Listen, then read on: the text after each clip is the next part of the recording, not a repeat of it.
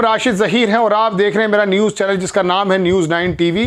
Bharatiya Janata party के एक जो हैं सांसद हैं सुब्रमण्यम स्वामी साहब, उनके दिल में वैसे तो लोग ये बताते हैं बड़ी कुंठा है, फाइनेंस के ज्ञाता हैं, लेकिन उनको कोई मंत्रालय नहीं मिल पाया है। लेकिन कभी कभी बातें बहुत मुनासिब कहते हैं। अब उन्होंने कहा कि अमित शाह को गृह मंत्रालय के बनने के लायक नहीं है, गृह मंत्री बनने के लायक नहीं है। अमित शाह भी गए थे अरुणाचल प्रदेश और वहाँ जाकर के दर्शकों उन्होंने कहा कि हमारी जगह पर कोई 1 इंच भी घुस नहीं सकता, इंक्रोचमेंट नहीं कर सकता है। उन्होंने कहा इससे बड़ा झूठ कोई नहीं है। आपकी स्क्रीन पर खबर है, उनका ट्वीट है, मैं दिखा देता हूँ।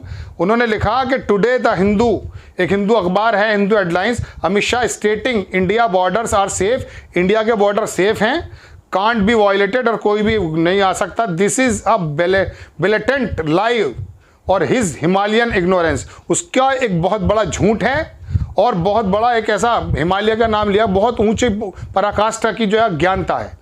Either he does not deserve to be home minister, और वो होम मिनिस्टर बनने के लायक नहीं हैं। अखबार की भी वो लगा देता हूँ।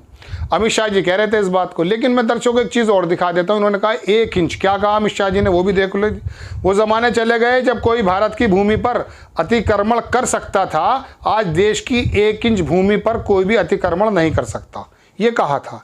अब मैं आपको बता दूं, सुब्रमण्यम स्वामी के ही एक ट्वीट को रिट्वीट करते हुए एक साहब ने लिखा, आपकी स्क्रीन पर खबर है, उन्होंने लिख दिया, आउटलुक की ये खबर है, उसमें कहा कि India lost 26 of 65 patrolling points in eastern Ladakh along border with China. India जो है 65 पेट्रोलिंग पॉइंट में से 26 लॉस्ट खो चुका है। ये किसकी खबर है? आउटलुक की। अब ये 15 साल पुरानी खबर नहीं है, अभी की खबर है। तो अगर या तो ये खबर झूठी या अमित शाह बिल्कुल सही कह रहे हैं, वरना सुब्रमण्यम स्वामी तो जमात इस्लामी के अभिनेता नहीं है, समाजवादी के भी नहीं है, भारतीय जनता पार्टी के राज्यसभा के सांसद हैं, मंदिर मस्जिद की बात करते हैं। उन्होंने कहा है कि अमित शाह जो है मंत्री बनने लायक नहीं। अखबार की रिपोर्ट भी मैंने आपको स्क्रीन पर लगा दी है, और वो झूठ बोल रहे हैं।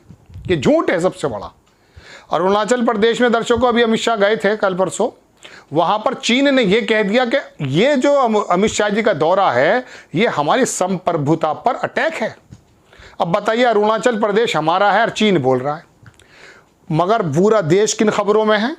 मोदी जी ने कह दिया सब कुछ चंगा सी, आंख मींच लो सुबह चांद पर मिलेंगे, इतना यकीन है। लेकिन समझ में नहीं आ रहा दर्शकों, वो कौन सी चाशनी है, वो कौन सी अफीम है। 9 बरस से ज़्यादा हो गए हैं, उसके बावजूद भी एक बड़ा वर्ग कह रहा जो प्रधानमंत्री जी कर रहे हैं वो सही है।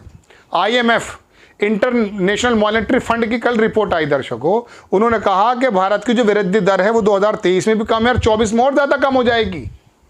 इस तरफ ध्यान नहीं है भाई। पढ़ा लिखा समाज भी जब इस तरह की बात कर रहा है तो क्या करा जा सकता है। एक साहब हैं फेसबुक पर मेरे दोस्त, उन्होंने ऐसी इतनी शानदार बातें लिखी थी, अगर मुझे मिल गया तो मैं दिखा देता हूँ।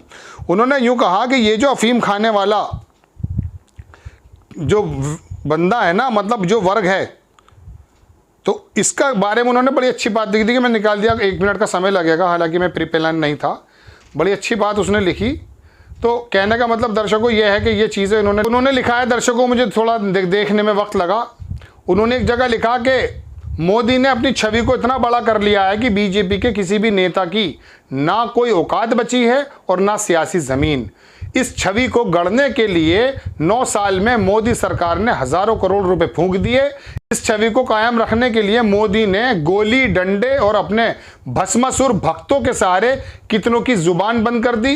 लेकिन अब एक व्यक्ति खड़ा होकर सबसे पहले राफेल के बारे में बोला तो सौदे की फाइल ही रक्षा मंत्रालय से गायब हो गई।